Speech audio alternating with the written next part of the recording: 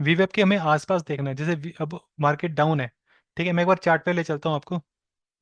Chart पे थोड़ा सा एक आपको कंसीडरेशन मिल जाएगा आपको कि वो हम चीज़ों कैसे मैनेज कर सकते हैं। ठीक है, जैसे कि अपने सेल का सिग्नल देखना हो। ठीक है यार, सेल मार्केट डाउन ट्रेंड में है। ठीक है, जब भी मार्केट वीवेब के आसपास आएगा, ठीक है, हम वहाँ से सेल की पोजीशन बना सकते हैं। वो कैसे बनेगी? एक्चुअली क्या होता है ना, जो वीवेप होता है वॉल्यूम वेटेड एवरेज प्राइस रहता है वो, जो पूरा मार्केट का वॉल्यूम रहता है। ठीक है, लिक्विडिटी रहती है वो इस एरिया के आसपास रहती है, वीवेप के आसपास। ठीक है, जितने भी हमारे जो भी ट्रेड लेते हैं हम वीवेप के आसपास, तो हमारे सक्सेसफुल रहते हैं। प्लस उसके अंदर आपको रिस्क भी बहुत कम रहता है। ठीक है, अब इस केस में क्या है, अब जैसे कि यहाँ से रिजेक्शन लिया मार्केट ने। ठीक है, रिजेक्शन लिया, वीवेप से रिजेक्शन लिया, क्योंकि देखो मार्केट डाउन ट्रेंड में है। डाउन ट्रेंड करने के बाद वो पुल बैक जरूर लेगा। अगर वो पुल बैक लेता है ऊपर की तरफ, ठीक है, तो वो पुल बैक लेकर वहां से अगर वो रिजेक्शन लेता है, जैसे इस कैंडल ने रिजेक्शन लिया यहाँ पे। ठीक है, रिजेक्शन लिया, तो हमें एक कंफर्मेशन मिल गया यहाँ पे एक। ठीक है, तो इसका जैसे ही लो ब्रेक हुआ, ठीक है, लो ब्रेक होता है तो वहां से पोजीशन को बना सकते हैं। अगर आपको इस पे 5 मिनट पे कंफर्मेशन नहीं मिलता, तो 1 मिनट पे भी आप जा सकते हो, जिससे कि कंफर्मेशन आपको मिल जाएगा उस केसेस में। ठीक है।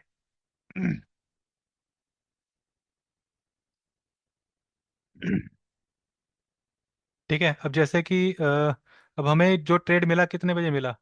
10:52 पे। ठीक है, 10:52 पे। अब बिल्कुल जैसे निफ्टी की मैं बात कर रहा हूँ, अगर निफ्टी में अगर पूरा वो वीएफ को टच नहीं करता, बस 10 से 15 पॉइंट्स का गैप हो तो चलता है, वो इनफ होता है। बट वहां से रिजेक्शन आना जरूरी है। ठीक है, अगर गैप भी है तो रिजेक्शन जरूरी है वहां से। अब जैसे इसने रिजेक्शन लिया, रिजेक्शन के बाद कैंडल क्लोज हुई, वो देखो टारगेट आपको 100 पॉइंट का पूरा टारगेट है। ठीक है, 100 पॉइंट का पूरा टारगेट है इसके अंदर आपका। ठीक है, प्रॉफिट बुक। ठीक है, बट इसके अंदर भी एक कैच है, क्योंकि ऑटो टेंडर ने हमें पहले ही बता दिया था कि भैया जो 24,300 का जो लेवल है वो अनब्रेकेबल है आज के डेट में। आज के डेट में अनब्रेकेबल है। शायद हो सकता हो आपको ना पता हो, मैं आपको उसमें गाइड कर देता हूँ। मैं तभी इसलिए मैंने आपको बोला था कि मैं बाद में बताऊंगा इसमें आपको। ठीक है, आप इस, जैसे मैंने इसको वीवेब का आपको बताया, 10:50 पे आपकी इजीली एंट्री बन गई थी इसके अंदर। यहाँ पे देखेंगे ना, अगर हम शॉर्ट 5 मिनट में आते हैं।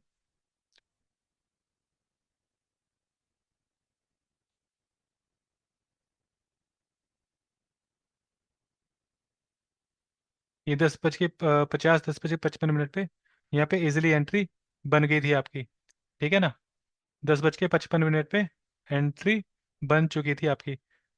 24,534, 24,528 यहाँ पे मैच कर गया। फिर भी यहाँ पे कम पॉइंट्स हैं, जैसे कि 5-6 पॉइंट का ही गैप है। मैं तो फिर भी 5 से 15-20 पॉइंट का भी गैप कह रहा हूँ। ठीक है, तो वहाँ से भी आप उसको कंसीडर कर सकते हैं, बट रिजेक्शन होना बहुत जरूरी। सेल आया, आपने वहाँ से सेल किया, ठीक है, मैच किया, फिर देखो टारगेट आ गया आपको ऑलरेडी बहुत बड़ा। ठीक है, उस केस में 15 मिनट में आए थे। ठीक है, अब जैसे कि आपने वी वेब को मैंने बताया आपको। ठीक है, अब ये जो मैंने आपको बताया ना, जो ये हमें कैसे पता लगा कि यार यहाँ से एक मूव आने वाला है, पुल बैक आने वाला है। हम डैशबोर्ड में जाएंगे, यहाँ पे चेक करेंगे ट्रेंड मिड टर्म चेकलिस्ट। ठीक है, ये बहुत बड़ा रोल अपना निभाता है। अगर ये चीज़ आपको पता होती, आप दो ट्रेड पकड़ लेते। एक तो वीवेब वाला, ठीक है, जो अभी बताया था आपको। ठीक है, वीवेब वाला जो हमको एंट्री मिली थी 10:55 पे ऑटो टेंडर से। ठीक है, और साथ में ये 24,300 वाला हमारे ट्रेंड मिड टर्म चेकलिस्ट में। ठीक है, निफ्टी टेक्निकल क्या दिखा रहा है? 89.5% दिखा रहा है, selling 11%। Nifty bulk average 24,350, sorry 24,305 का बना हुआ है। यहाँ पे ऑलरेडी पहले से ही जो बड़े लोग हैं, मोटिटी हाईएस्ट क्वांटिटी लेके बैठे हुए हैं ऑलरेडी पहले ही। ठीक है, और ये बैंक निफ्टी का दिखाएगा 89, और बैंक निफ्टी बल्क एवरेज का 52,576 का बना हुआ है। जब भी मार्केट, कभी आपको सिनेरियो बने तो एक बार आप निफ्टी बल्क एवरेज भी देख लो, या बैंक निफ्टी बल्क एवरेज देख लो, जिससे आपको ट्रेड लेने में काफ़ी आसानी होगी। अब ये देखिए 24,305 का यहाँ पे बल्क एवरेज बना हुआ है। ठीक है, तो यहाँ पे एक बहुत मोटी क्वांटिटी बाइंग की बनी हुई है, बट ये किसी को नहीं पता होगा। ठीक है, ये सिर्फ ये ऑटो टेंडर में ही आप इसको फाइंड कर सकते हैं, और कहीं नहीं मिलेगा आपको ये चीज़। उसके बाद देखो 24, 300, 300 का लगा लो, 300, ये देखो 295 तक आया। उसके बाद तो रॉकेट हो गया पूरा।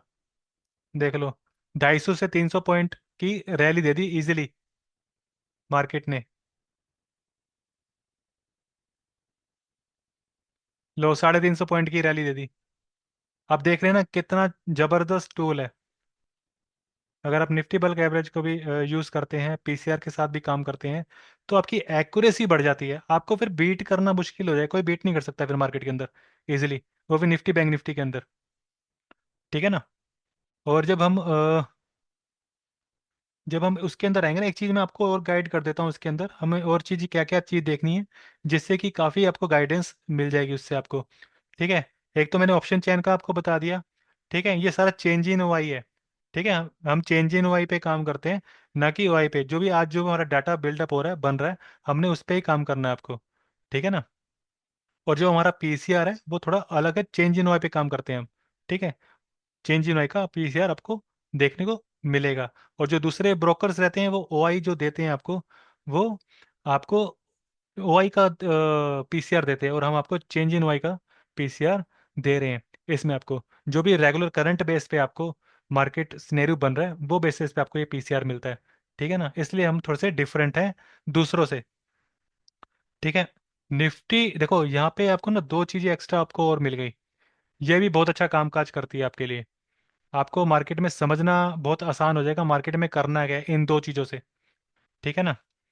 यहाँ देख लिया, आपको क्लैरिफिकेशन हो गया कि यार मुझे करना क्या है, मार्केट में वीवेब के आसपास है या नहीं है। ठीक है। यहाँ पे आप चीज़ें देख सकते हैं, पोजीशन क्लोजिंग। ठीक है, इजीली आपको फाइंड आउट हो जाएगी। बट आपको दूसरे जगहों पे जाओगे, वहाँ पे आपको इस चीज़ को क्लैरिफाई या आइडेंटिफाई नहीं कर पाओगे चीज़ों को। यहाँ पे एकदम फिल्टर करके दिया हुआ है, चीज़ों को समझाया गया है। ठीक है।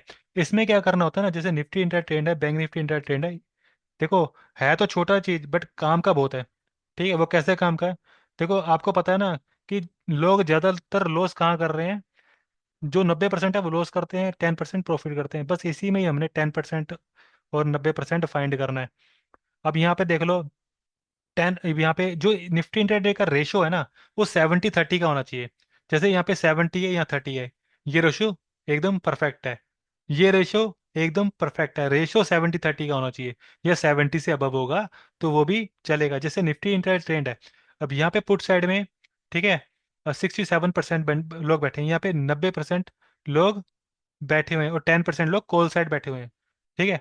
और देखो कितनी कंफर्मेशन मिल गई, बल्क एवरेज की मिल गई, पीसीआर की मिल गई, वीवेब की एवरेज मिल गई, आपको क्लैरिफिकेशन मिल गई है, निफ्टी इंटर ट्रेंड की यहाँ क्लैरिफिकेशन मिल रही है कि मार्केट में आप सेल ऑन राइज या बाय ऑन डिप्स कैसे कैसे कामकाज कर सकते हो।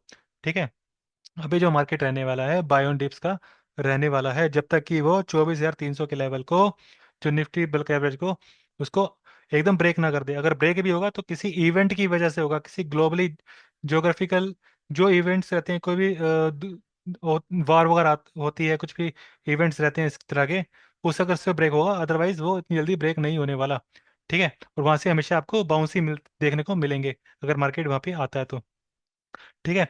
अब निफ्टी इंटर ट्रेंड में क्या है ना, देखो पुट साइड में 70 लोग, 67% लोग बैठा है यहाँ पे, और 30% कॉल साइड में बैठा है। तो हम कॉल साइड की तरफ जाएंगे ना, तो पुट की साइड थोड़ी ना जाएंगे हम 90% की तरफ नहीं जाएंगे, हम कॉल साइड की तरफ जाएंगे। अब बैंक निफ्टी में देखो, 90% लोग पुट साइड की तरफ बैठे हैं, कॉल साइड की तरफ 10% लोग बैठा है। तो हम 10% की तरफ जाएंगे, 90% की तरफ नहीं जाएंगे। ठीक है। और ये भी तरीका ऐसे नहीं है कि आपने ये चीज देख लिया तो यार नहीं, कॉल है तो फटाक जाके कॉल बाय कर ली, ऐसा नहीं होता। पहली बात है, जब मार्केट, जैसे कि मार्केट, अब मार्केट ऊपर गया, अब मार्केट जैसे ऊपर गया, ठीक है, मार्केट ऊपर गया, ठीक है, अब ऊपर जाते हैं ये तो नहीं कि बाय कर लोगे, वो आपका रिस्क रिवॉर्ड से नहीं है ना। रिस्क रिवॉर्ड कहाँ पे है, वीवेब के आसपास है, वीवेब के आसपास है रिस्क रिवॉर्ड। ठीक है। या फिर जो भी उसका लास्ट स्विंग रहेगा, उसके आसपास रहेगा। ये स्विंग है, ठीक है, ये स्विंग है, ये स्विंग है, ये इसके के आसपास रहता है आपका। ठीक है। जब भी मार्केट के अंदर जैसे पुल बैक लिया, बहुत बड़ा पुल बैक था, आपने देख लिया, पुल बैक लिया, मार्केट फिर नीचे आया, ठीक, करेक्शन करके आया, तब हमारी एंट्री बनेगी। ये नहीं कि हमने यहाँ लिया तो यहीं ले लिया जी, ऐसे ऐसे नहीं होता। मार्केट पुल बैक पे चलता है। ठीक है। अब मार्केट ने करेक्शन लिया, करेक्शन लेने के बाद अपना प्राइस एक्शन बनाया, हमें तो पता लग गया कि भाई मार्केट में कौन बैठा हुआ है, 10% लोग किस तरह बैठे हैं, कॉल साइड बैठे हैं। उन्होंने पुशिंग बाइंग करी, लो भैया प्रॉफिट बनाओ। ठीक है, अब यहाँ पे भी यहाँ पे बेस तैयार हो रहा है, ठीक है, कॉल साइड का, फिर मार्केट ऊपर। तो ये चीजें ना इस तरीके से काम करती हैं, चीजों को आसान बनाना, मुश्किल नहीं बनाना। ठीक है, इतनी चीजें आपको यहाँ पे, इतनी डाटा मिल जाता है आपको देखने को, जिससे कि काफी आप आइडेंटिफिकेशन कर सकते हैं, समझ सकते हैं अपनी ट्रेड को काफी बेटर, अपनी साइकोलॉजी को समझ सकते हैं भाई डाटा कैसे बन रहा है कैसे नहीं बन रहा। और इसमें और भी आप इसमें क्रिएटिविटी वगैरह कर सकते हैं इसमें अपनी चीजों को लेके ना। अब जैसे कि ये ग्राफ क्या है, ये ग्राफ जीरो लाइन ग्राफ होता है, ये जीरो लाइन होता है, एज ए सपोर्ट रेजिस्टेंस की तरह काम करती है। ठीक है, बट इसको हमें रेफरेंस के तौर पे लेना है। अब ये सपोर्ट रेजिस्टेंस नहीं समझना है इसको, एज ए रेफरेंस के लिए। ठीक है, हमें पता होना चाहिए कि ये ग्राफ काम कैसे करता है। जीरो लाइन है, ठीक है, इसको ब्रेक किया, ऊपर सस्टेन कर रहा है, नीचे रहेगा बियरिश रहेगा, ऊपर रहेगा बुलिश रहेगा, नीचे रहेगा बियरिश रहेगा, ऊपर रहेगा बुलिश रहेगा। मार्केट नीचे आया, ब्रेक करके ऊपर सस्टेन कर रहा है। ठीक है ना। हमेशा अगर मार्केट पुल बैक पे काम कर रहे हो, वीवेप पे काम कर रहे हो, अगर आपने ऑटो टेंडर देखा है, डाटा देखा है हमारा, उसके बाद आपने क्या करना है, मार्केट में बने रहने के लिए पहले करेक्शन को आने देना है, करेक्शन को आने देना, अच्छा करेक्शन को, स्विंग्स तक, जो भी इसके लास्ट स्विंग है या वीवेप के आसपास आपको मिले, तो वहां से बाइंग की अपॉर्चुनिटी बना सकते हो उस केसेस में आप। ठीक है ना। तो ये चीजें इस तरीके से काम करती है। आई होप कि आपको ये जो कंसेप्ट है काफी समझ में आ गया होगा, काफी इजी है, सरल है, बहुत इजी तरीके से फाइंड आउट कर सकते हो। ठीक है।